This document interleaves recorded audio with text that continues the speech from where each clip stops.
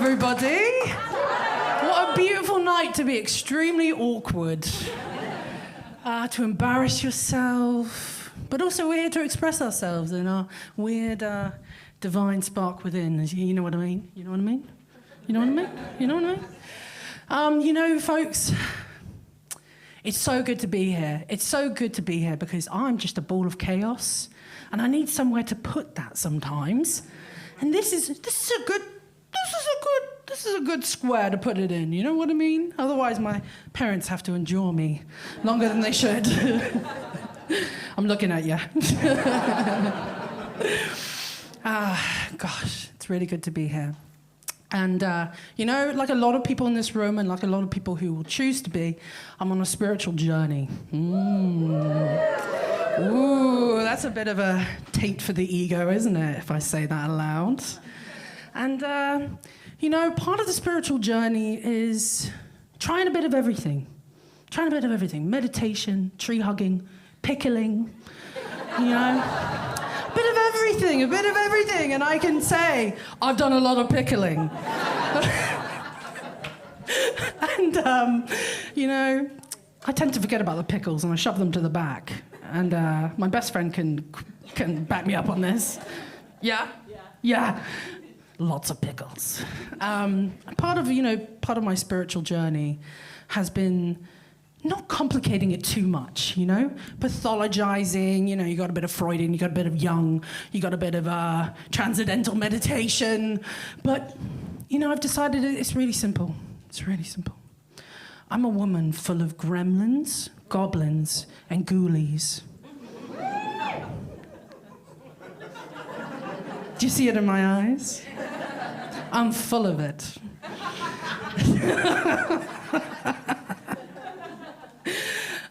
Being full of it is deciding what is fertilizer and what is shit.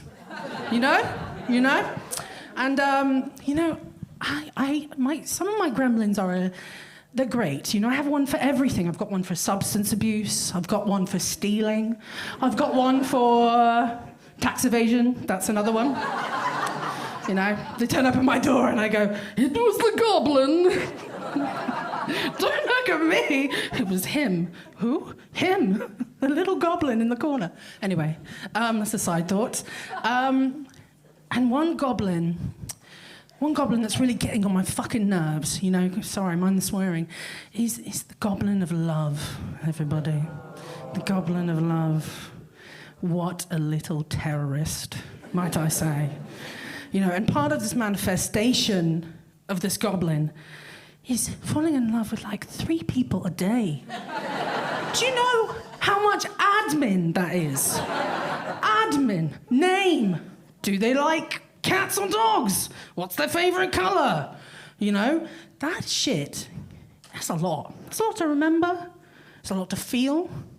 You know, but it's a goblin. It's a goblin nonetheless, you know, and you can kind of, any interdimensional creature, you can take it half seriously. You know, you're not in this dimension, mate. You don't have power over me. Yes. My best friend's nodding.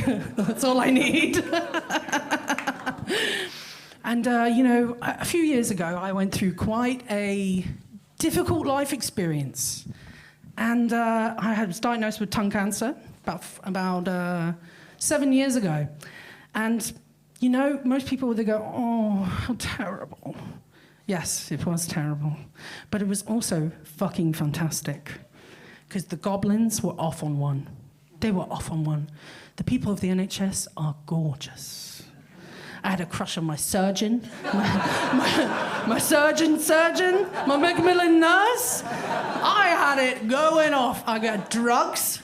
I had attractive, professional Arab men sticking their fingers in my mouth. I was having a good time. And people were like, how terrible. And I was like, yes, how terrible. My goblins, man. But it was, you know, the real fun started when I was recovering from my surgery. It was a brutal surgery, nonetheless, okay?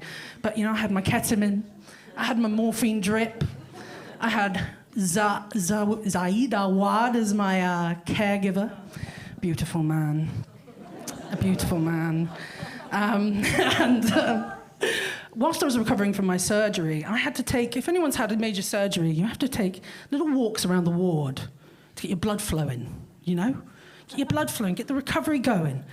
And on these walks, it was like walking around a beautiful garden. I would, you know, wave to the nurse. I would wave to the doctor. By the way, I couldn't speak, so it was all in the eyes, you know? It was like... And my favourite, I know you're not supposed to have favourites, but I had a favourite. It was a gentleman who was on respite from the local prison.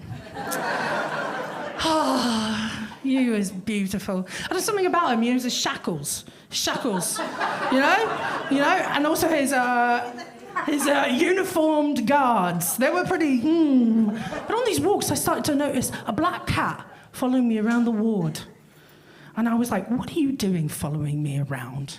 What are you doing, following me around?" But I think this creature was trying to tell me something. You know, was trying to tell me something.